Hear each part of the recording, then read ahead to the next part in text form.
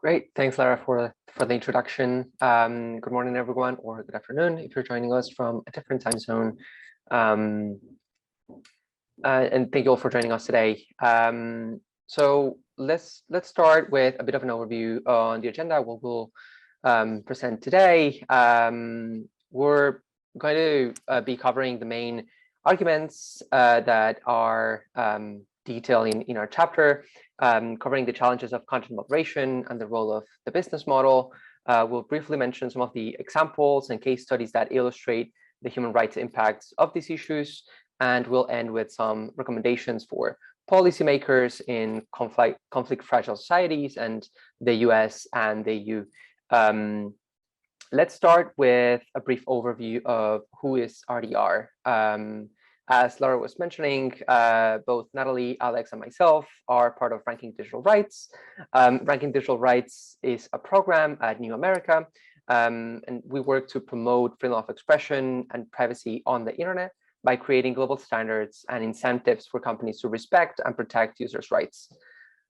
Since 2015, we've been holding companies accountable for their human rights commitments, evaluating their policies and ranking them against each other to foster a race to the top, leveraging the competition angle that pressures companies to demonstrate improvements to respect users' rights. Since then, we've produced 5 editions of the RDR Index, which now looks at 26 of the most powerful big tech and telco giants across the globe, as you can see in the map in the bottom right corner, covering from the big companies in the US, in Europe, Asia, all the way to the other side of the world in China. Our methodology consists of 3 comprehensive categories around governance, freedom of expression and information, and privacy issues, covering 58 indicators that comprise around 300 questions in total. So it's a pretty detailed study. And in April, I also wanted to take the opportunity to pitch that we will be launching the latest edition of the Big Tech Scorecard, which is the study of digital platforms from this from the number of these 26 companies. Later on in the year, we'll be focusing on the telco giants. So do feel free to reach out to us after the presentation if you want to be notified or if you want to be added to our monthly newsletter and just to keep track of our announcements. Part of our work at RDR is looking beyond what companies do and what they say they do. It's not enough to look at the symptoms of the human rights issues that we're experiencing in our increasingly digitized world. Although, of course, important, we must delve deeper to uncover what enables and nurtures these issues from its root. That's the essence behind our tagline, it's the business model. As you probably realized from the title of our chapter, we draw inspiration from the Canadian media scholar Marshall McLuhan from his famous quote, "The medium is the message," inviting us to look beyond the content, as it's impossible to understand the social and cultural challenges or impacts without understanding the inner workings of the entire socio-technical system. One thing you'll notice throughout the chapter is that we've taken the opportunity to focus on Facebook, largely because of its global dominance and the sheer reach across different markets and different services within the company now housed under Meta, and often as it's linked to or how some people conflate talking about Facebook as talking about the broader social media ecosystem. So that's something that we unpack throughout the chapter and what that means for not only content moderation, but broader accountability of the business structure of the company itself and what that means for the broader digital platforms ecosystem. So with that intro, I want to now pass it over to my colleague, Alex, who will start with the content moderation section and its challenges. Thanks, Leandro. So in the following section, as Leandro mentioned, we're going to unpack what exactly we mean when we talk about content moderation and the business model. And here, we're going to explain what these mean in practice, but also place them within some relevant academic literature. So when we're talking about content moderation, we're referring broadly to the organized practice of reviewing and filtering online information. And framing content moderation as an organizational function is helpful because it allows us to situate it as part of a larger set of corporate practices. But at a more basic level, and probably the lens through which most people understand content moderation is as the systems and rules that determine how platforms treat user content on their services. And really, there are two main factors that shape content moderation. The first are intermediary liability laws, which vary by country, and these specify the types of content that platforms are legally responsible for. Platform community guidelines also structure content moderation practices, and this is what I referred to recently. But it's important to underline here that platforms often go much further beyond what the law requires them to in developing their own community guidelines, and this is just important context to hold on to as we work through the content moderation issues. Now, every platform, including, could you go back, Natalie? Sorry. And just every platform, including those like Amazon and Airbnb, moderates. But for our purposes of the chapter, we're focused, as Leandro mentioned, on Facebook, but social media in particular too. And we're a little more interested in these functions at the organizational level, that is how they support a company's profit-seeking goals. And that said, it's important to understand that content moderation encompasses a range of different practices, and this includes things such as account suspension, content removal, flagging, fact-checking, labeling, downranking, and more. Next slide, please. So there are two important things to understand about content moderation. The first is that moderation is all about trade-offs. Now, I've identified a handful of different examples here, and I'll expand upon a few. But before I do, I want to make the point that these trade-offs are not sort of either-or propositions, but they're more meant to be illustrative of the broader challenges associated with content moderation. So the first issue is one of definitional agreement. Platforms must define the terms in their community guidelines before they can enforce them. Now, this is particularly difficult in the context of hate speech, which is a term in the academic literature that has no single agreed upon definition and varies widely based on context. Now, striking a balance between free speech and user safety is also important. Now, the clear concern here is also related to abusive and hateful speech as well.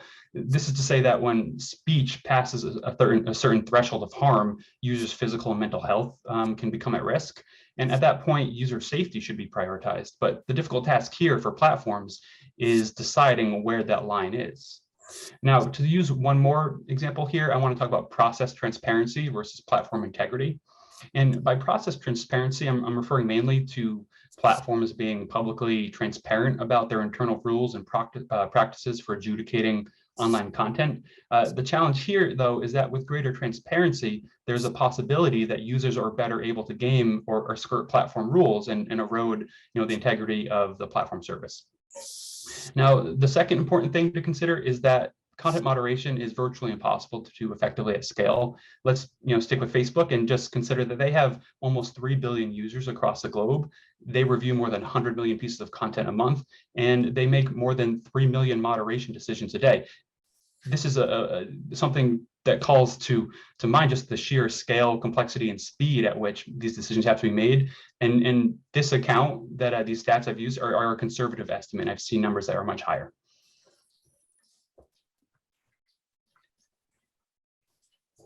Okay, so now that we've explained what content moderation is and some of its main challenges, I want to dive a little bit more into how it's carried out. There are two main forms, automated content moderation and human content moderation.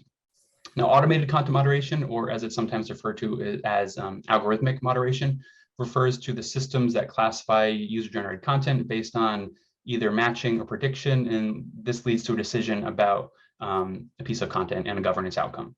Now, automated content moderation is good at processing large volumes of material, but it is incredibly flawed. It has difficulty with nuances in language, in interpreting context, and like other systems, AI systems, it has issues with bias and discrimination. It also works unevenly across languages and dialects and has spotty global coverage. To cite just one example, in 2019, Facebook told Time magazine that its algorithms recognize only 4 out of India's 22 official languages. Now, on the other side, human moderation refers to the workforce of laborers that review content that may violate a platform's policy. This approach is necessary to supplement automated practices, but it's not without its own pitfalls. In particular, there are high workplace expectations on these workers who must be well-versed in platform rules, local laws, customs, and languages. These are high demands for low-paid jobs and workers who are often contractors and whose employment is contingent upon hitting daily review quotas. And because these workers must evaluate large quantities of violent, abusive, graphic, and pornographic content, material that is designed to be removed from the platform, severe mental health issues are prevalent within the profession.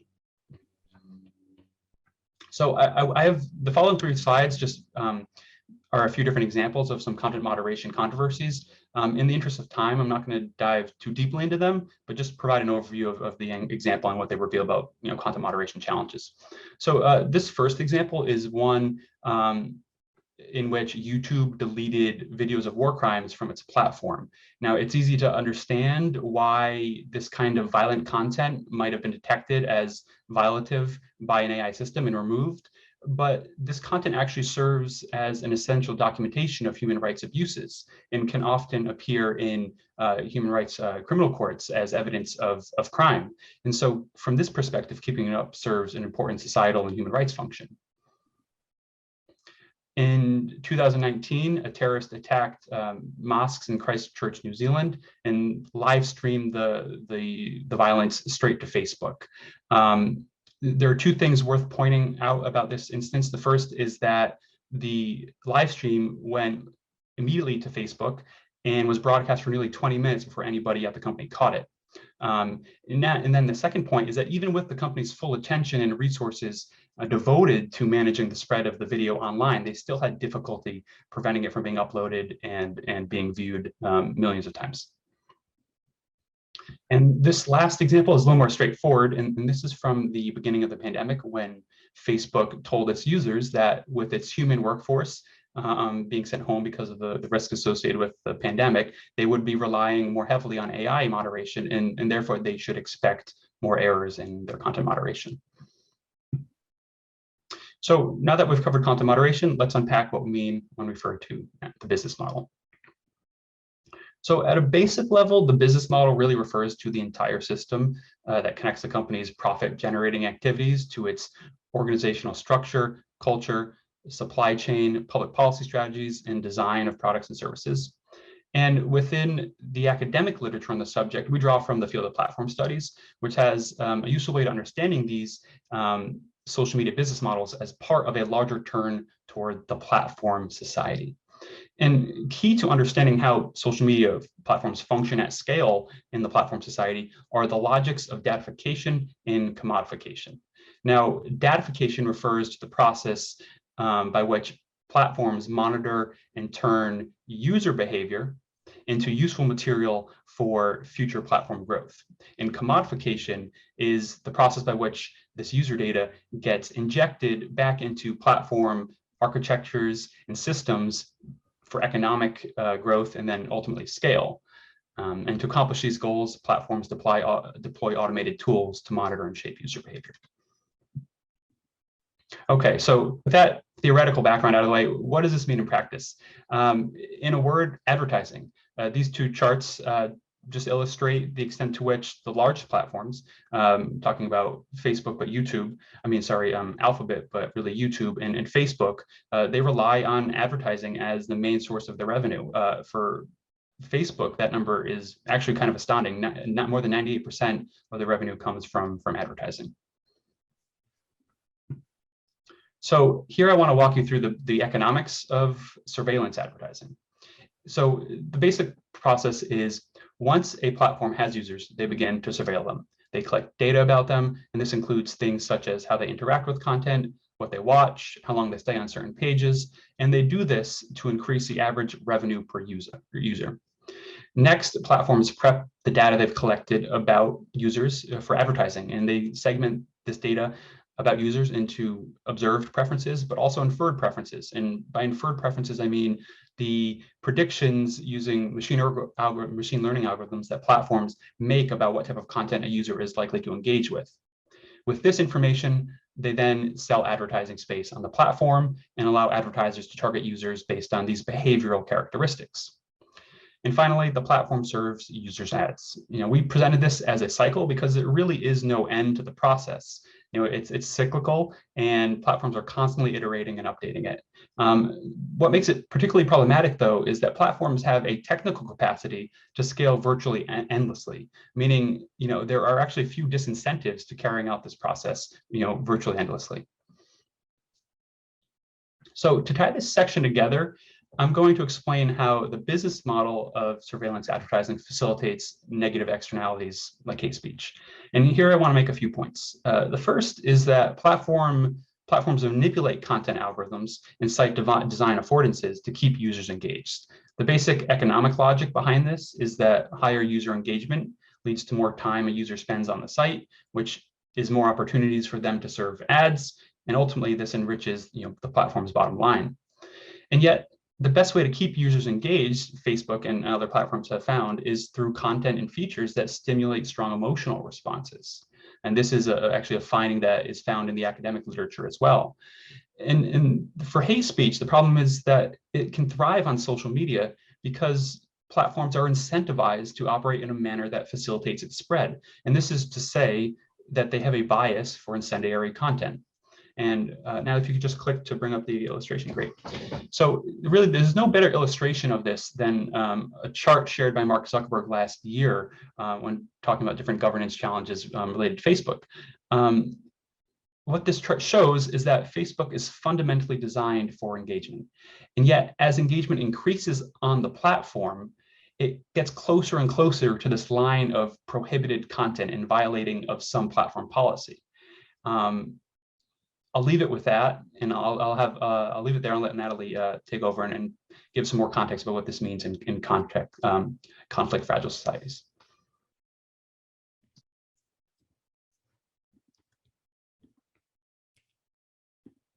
Great, thanks so much, Alex. So let's bring it all together with this visually frightening chart, but that nevertheless, I think illustrates the relationship between these upstream financial and economic incentives to the downstream content that we see here.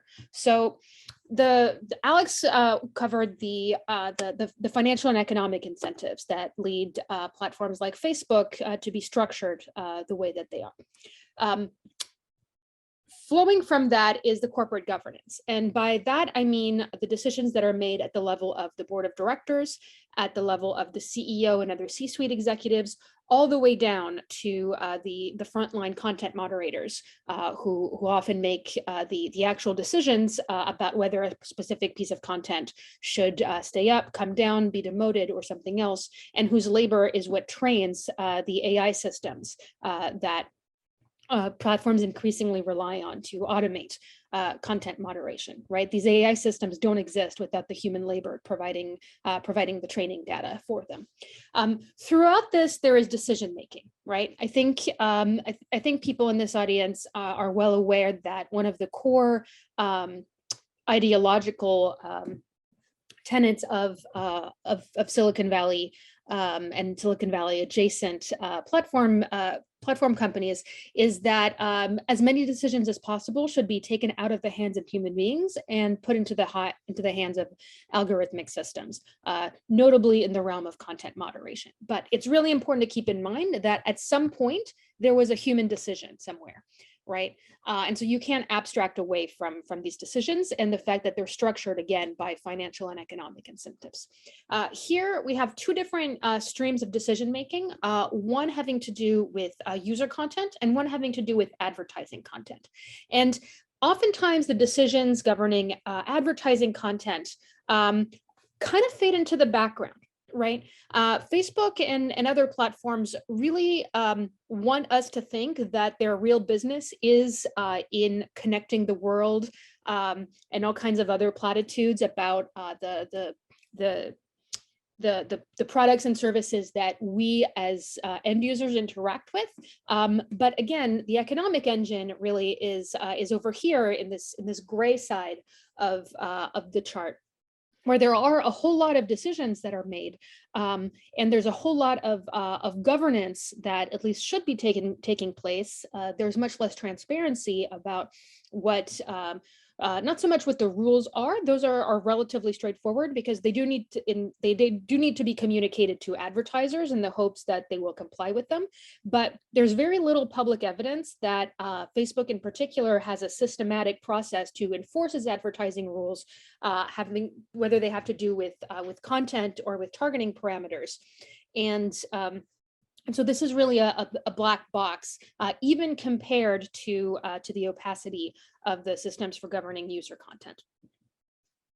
So in the chapter, we focus on 5 main dimensions through which we see the business model as impacting the flow of the existence and the flow of hate speech and incitement to violence on social media platforms, and specifically again on Facebook. There are likely others, but these are our 5 dominant ones that I'm going to go through. So these are the fact that social media is really an ungovernable infrastructure for influence operations. Second, that the business model incentivizes growing too big, too fast for due diligence and risk mitigation. 3, and Alex has touched on this before, the reliance on automated content governance. 4, companies' decisions to prioritize addressing negative externalities like hate speech that affect powerful governments and key markets. And 5 is the dynamic of what we call reverse regulatory capture as undermining democratic accountability.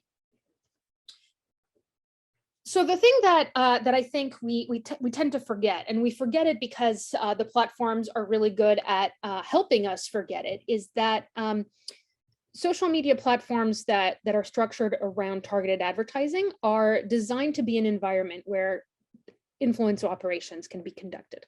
Now, the type of influence operations that they have in mind is buy this vacation, subscribe to this monthly, perfume box, or whatever, relatively anodyne forms of influence operation, but they're influence operations nonetheless, right? The same mechanisms that have convinced, for example, my spouse to subscribe to a monthly delivery of Japanese snacks are exactly the same mechanisms that convince people to vote for a particular candidate, to choose to drive trucks to block the national capital of a country to the north of us, or to go and kill their neighbors because of their religion or ethnicity. The message is different, but the delivery mechanism is the same. And again, because of the dynamics that Alex described about content moderation,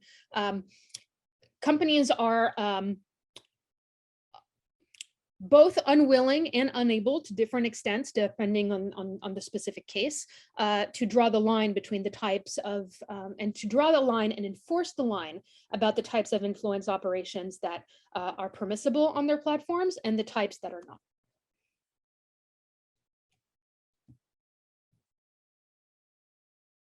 The second is, and Alex touched on this as well, is that the business model incentivizes growing as big as possible, as fast as possible, which makes it impossible to conduct human rights due diligence in any kind of a timely fashion. So by the time companies realize that harms are occurring, it's too late to do anything about it. Certainly because people have already been harmed, people have already been killed, and there's no coming back from that, right? Like what remedy can Facebook hope to offer to people in Myanmar, to people in Assam, or to the people whose murder was live streamed on Facebook Live in Christchurch, New Zealand, right? And the mitigation is too little, too late. And again, this is because the business incentives are to grow as quickly as possible, as fast as possible, to establish and maintain market dominance over this online advertising sector. So the case of Myanmar and the genocide in Myanmar has become the canonical case of Facebook's irresponsible expansion into a market that it did not understand, and where it did not even take the most basic precautions to protect against harms.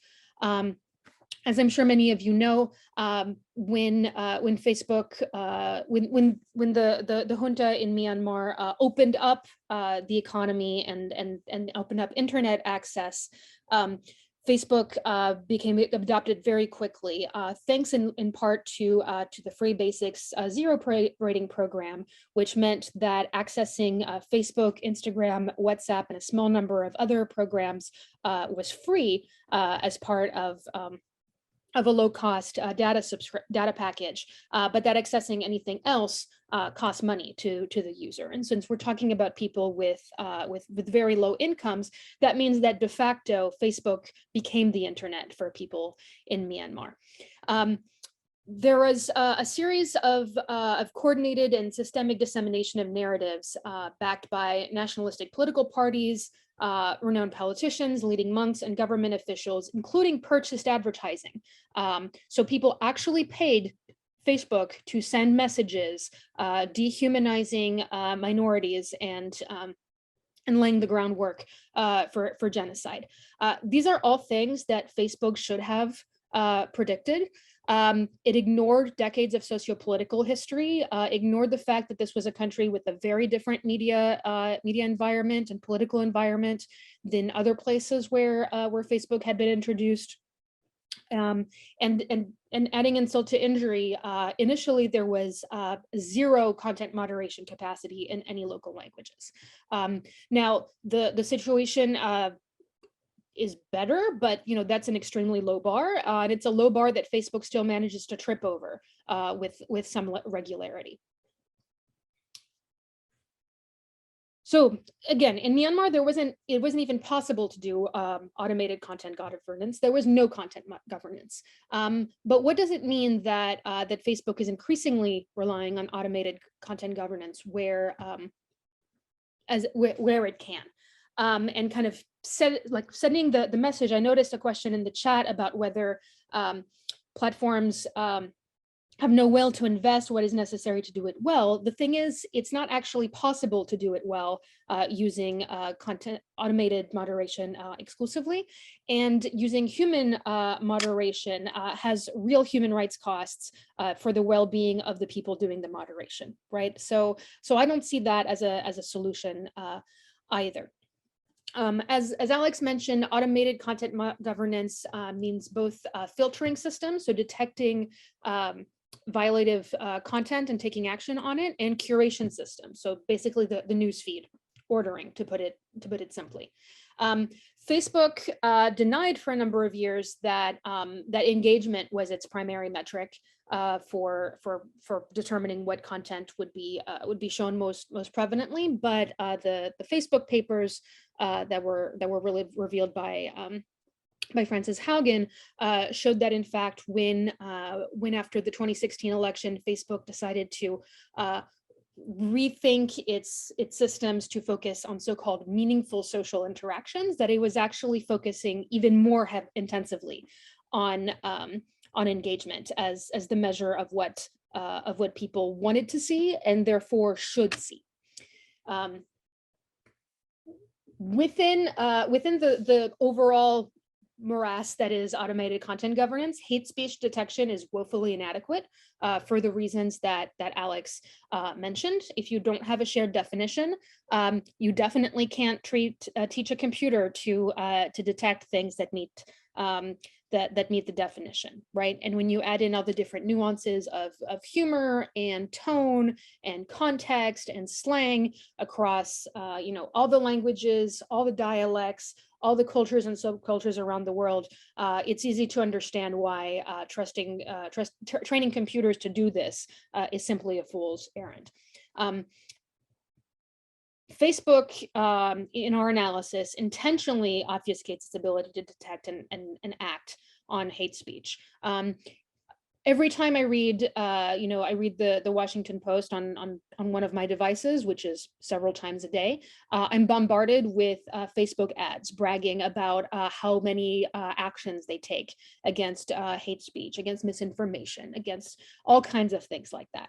And that's simply not true. We know from, again, from the Haugen revelations and the Facebook papers that Facebook devotes, I believe, devotes the overwhelming bulk of its content moderation resources to content that's expressed in the English language. When that's a very small percentage of its global user base, and for many, so as bad as we as English speakers, as people who primarily interact. And by we, I really mean we, because I don't mean to speak for other people on what languages they use on the internet, but interact on the internet in the English language. It's even worse in other languages.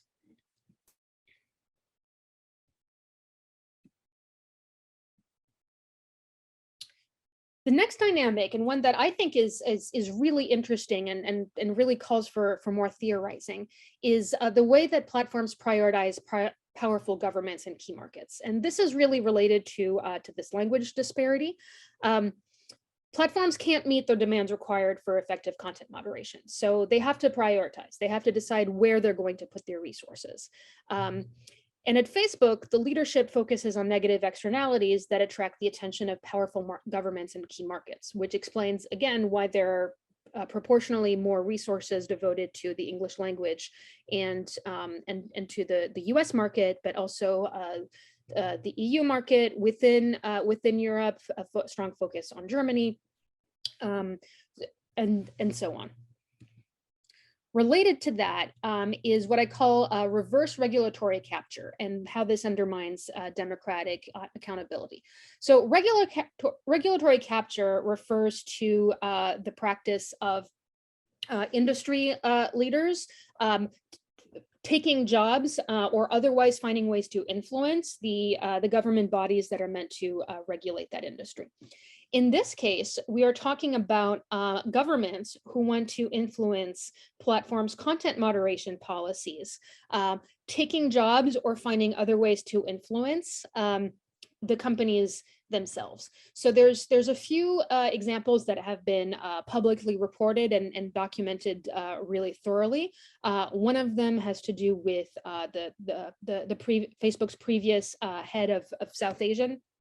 Head of policy in South Asia, Anki Das, who was a vocal supportive of Prime Minister Modi, disparaged the opposition in all kinds of internal messages, had herself spread really blatant hate speech against Muslims on Facebook, and reversed a number of content moderation decisions made by her staff that in her estimation went against the interests of Prime Minister Modi and his party.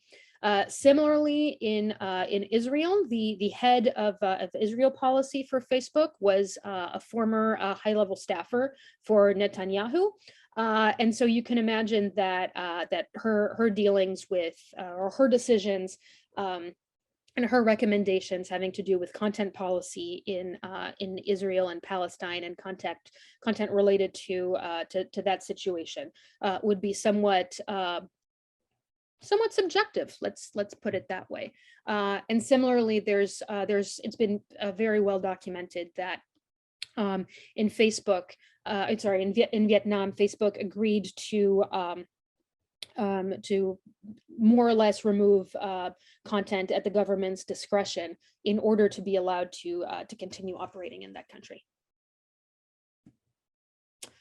So, what can countries that are situated in different ways vis-a-vis these powerful platforms do about the problem of hate speech flowing in that and over those platforms and affecting their population? So we have two sets of recommendations, one for conflict fragile societies and one for the US and EU.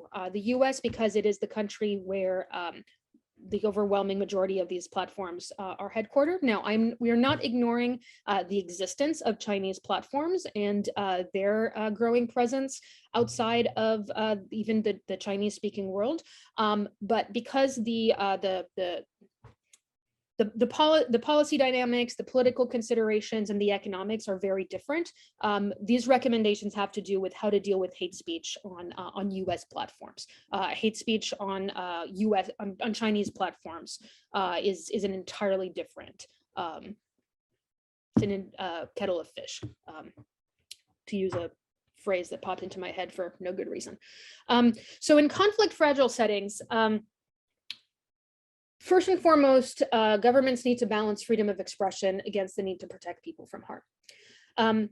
And in cases where laws do curtail online speech, they should ensure that laws are necessary, proportionate, and designed to promote other human rights values. So, for example, Holocaust denial is something that is against the law in a number of EU countries. That is a restriction to online speech, but it is designed to promote human rights values. Governments should prioritize mechanisms for ensuring transparency and responsiveness to regulatory requirements. They should consider mandatory human rights due diligence mechanisms for platforms, engage with civil society organizations, and consult domain-specific and technology experts.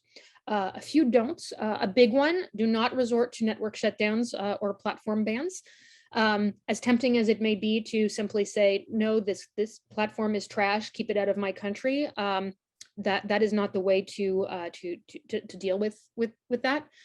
Do not implement broad and poorly defined speech regulations, and do not exert behind the scenes extra legal pressure on platforms to influence their content moderation processes. In other words, don't do the reverse regulatory capture thing.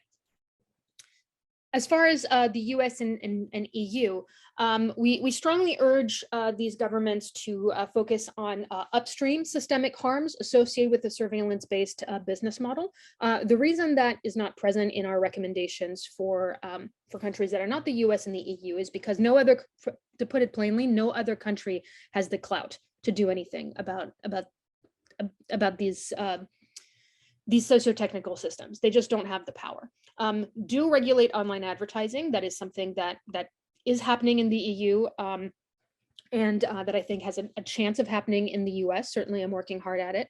Enhance consumer privacy protections, explore antitrust remedies, make it easier for researchers to access platform data, because right now we only have the company's word for how different dynamics actually play out on social media platforms, and prioritize corporate governance reform. A few don'ts, so do not focus on downstream content issues. Do not look to content restrictions as a way to solve socio-technical problems. Don't use intermediary liability as a backdoor censorship mechanism, and don't ignore the global consequences of legislation that assumes a context of democracy and the rule of law. What happens is that this happens especially in the EU, I've found, is that laws that could work in a context where there is democracy, where there is protection for human rights, and especially for minority rights, and where there is the rule of law, get copied pretty much verbatim into contexts that lack these features, and they become tools for further repression. This has been a lot of information, so I'll stop talking here. I'll leave our information up, and all three of us are very happy to take questions. Thank you. Thank you so much. This was fascinating and nuanced, and a lot of information that you put into 30 minutes. So thank you. We have a few questions already in the chat that I will try and group together. An initial cluster really focuses on the incentives for platforms to do anything about this, or to even develop more effective content moderation policies. I mean, there's a threshold question that you in part addressed during the presentation, where is it even possible to have an effective content moderation policy? And then if so, why should a platform put money into this as opposed to lobbying efforts to instead sway governments more towards their will?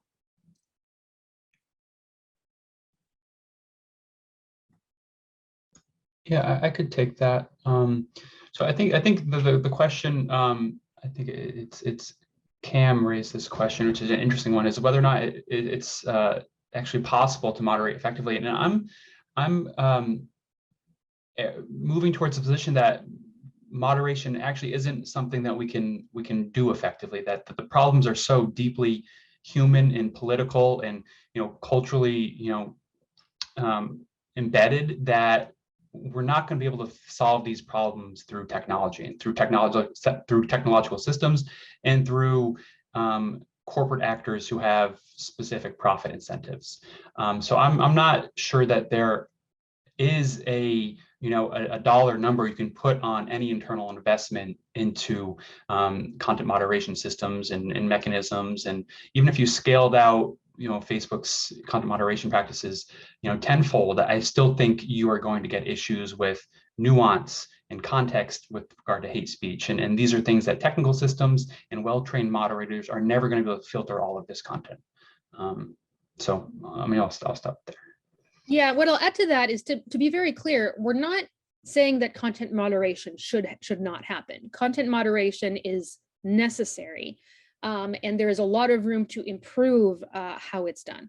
What we're saying is that the idea that some amount of effort and investment will someday achieve perfect content moderation that removes all the bad content from the internet and leaving only the good content. And I'm deliberately using terms that are impossible to define to illustrate the need, that we can't actually define where the line should be, even if we could enforce it, right? What we're saying is that it's never going to be enough to this idea that there can someday be some perfect state of content moderation is a red herring that Meta and other platform companies deliberately dangle just off into the future to detract us from reforming the ecosystem that has made them so rich and so powerful. And I'll just one more clarification. I think one thing we're grappling with right now as people interested in these tech and society issues is sort of what level of harm are we willing to accept as a society? And I think that's the current question. It seems like right now the status quo where we get these harmful externalities, particularly associated with hate speech, that is not acceptable. So we're really currently in this process of trying to decide what level of harm is acceptable and what can we do to resolve those issues, or at least reduce them. And a related question in the chat, and then I see Mark, your hand is up as well, is all of this mandates ongoing evaluation of existing content moderation policies to see their impact. But at the same time, platforms would be disincentivized from sharing those results if they're, of course, not favorable to the policies that exist, or would mandate further reforms that perhaps would cut into their profits. So how do you incentivize transparency with disclosing those results, both from a research perspective, but then also from an advocacy perspective of pushing for more effective changes? You have to legally require it. You have to legally requirement and put in requirements that, and you can be really thoughtful, I think, about the different thresholds of requirements based on the size and of the platform, right? There's no, it wouldn't be fair for, say, Ravelry, which is a knitting platform, to have the same transparency and reporting requirements as Facebook, right? That's just not fair.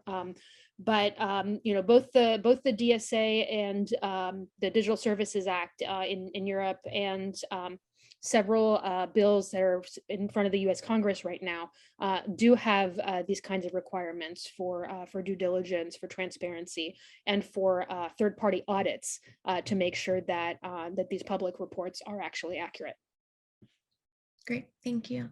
Mark, I see your hand up. Yeah, I wanted, first of all, to say this is a really great analysis. And is that working? Mm-hmm. Okay, good. Really great analysis. And I think it's really insightful in terms of some of the incentives and business practices that are leading to this problem we have at a global scale. Where I think there could be a little bit more clarity and work would be on your recommendations for fragile and post-conflict societies. These societies are often not in a position to do any kind of regulatory actions at all, or only the most crude and difficult ones that are, really blunt instruments. I remember sitting down with the chief media regulator of Ghana a couple of years ago, and he's saying to us, this is Ghana, by the way, not a conflict society, of one of the most prosperous countries in Africa. We have no expertise in dealing with digital media at all. We don't know how to regulate it. We don't know what to do. We don't participate in global discussions about it at the various fora across the world. So I think it would be helpful to reformulate those recommendations for people who do have power and who do have influence on fragile states, including donors, the companies, outside actors, the US regulatory system. I thought it was really helpful for you to remind the EU and the US that their actions are assuming human rights and other background situations that don't apply in fragile post-conflict states. So I think there could be a little bit more reformulating and refocusing that would be really helpful, because I think this is one of the biggest problems that you bring out in your analysis of how this is affecting the far-flung parts of the world where they have no power or ability to change what's happening in their societies. Thanks, Mark. That's a really good point. I mean, to be more clear, maybe to the point of bluntness than I was in the presentation, I don't think there's anything that conflict fragile states that are, or simply states that are not powerful, which is most states, can actually do in a meaningful way about this problem. I think this is a problem that at the end of the day, only the US and to a lesser extent, the EU can solve. And, so that's why what our recommendations for conflict fragile states are really about not making the problem worse or not creating new problems, not at actually fixing the problem, because as you say, they do not have the power to reconfigure our global information system away from one that's incentivized by the imperatives of targeted advertising. Thank you. We have another question from the chat discussing the human costs of human-based content moderation, specifically the mental health cost. Are there any mitigating factors that can reduce the cost, such as regulation around resources and support for content moderators, access to counseling, et cetera, especially recognizing that this is a process that cannot be wholly automated? Yeah, I think those are all important considerations. And to be clear, there's been in the last few years, been a lot of really good investigative reporting and academic work on the human cost of content moderation. And Facebook has, to their credit, has invested more in mental health resources, wellness checks, time off for moderators engaged in this kind of activity. But I think there still needs to be a broader shift in public understanding about the toll of this kind of work. And until that happens, I think that, legislation, that focuses on these types of interventions is probably not very likely, although I think they are important. And as a follow-up on that, do you know if the resources provided are like standard across the board, across the countries or markets that Facebook is operating in, or is it like more resources for those in the US versus in India or in Myanmar, as with everything else? Good question. Based on what I've read, it does vary. It varies. I didn't get into this in we don't get into this in the chapter, but there are different tiers of content moderators. There are contracted workers who don't work officially for Facebook. They're outsourced. But then there are moderators who work within Facebook. But then there are higher level officials within Facebook who oversee content moderation policies. And each of these tiers of workers have different access to healthcare resources, have salaries, have benefits. So there is a great disparity based on position within the firm, status as contingent workers, in terms of the types of resources available to content moderators. Great, thank you. Another question from the chat, and this goes to an earlier point that was made during the presentation. Do we really need a metric for what level is sufficient for content moderation, when surely there should be an increase way beyond the present? And should we just focus on pushing towards that? So our argument is that focusing advocacy efforts and research efforts exclusively on resources for content moderation detracts from what we think is the more important task of reforming the ecosystem altogether, right? I think of it as the same sort of qualitative difference between trying to ameliorate a bad labor practice versus abolishing it altogether.